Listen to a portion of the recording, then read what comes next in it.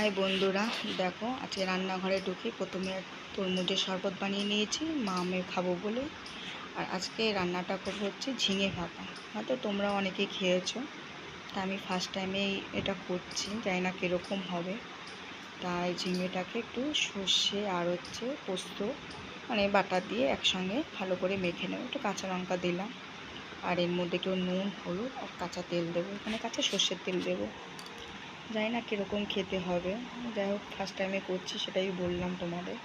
তো এটাকে ভালো করে মেখে ঠেকে একসাথে মেখে কড়াইতে বসাবো।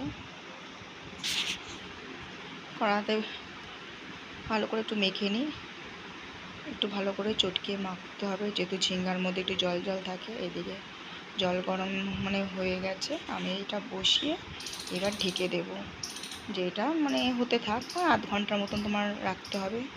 আর এইদিকে তোমার রান্না করেছি, দেখো পটলের তরকারি, উস্তা কুমড়োর বটি, আর করেছি চাটনি, আর এইদিকে করেছি একটু লাউ শাকের তরকারি, এটা আমার বড় যা দিয়েছে। আর এইদিকে ভাত। তা দুপুরে আজকে এই দিয়েই খাওয়া হবে। রান্নাঘরে গিয়ে দেখি ওটা হয়েছে কি না। দেখো এত সুন্দর একটা মানিয়ে ফেলেছি বন্ধুরা, খুব সুন্দর হয়েছে।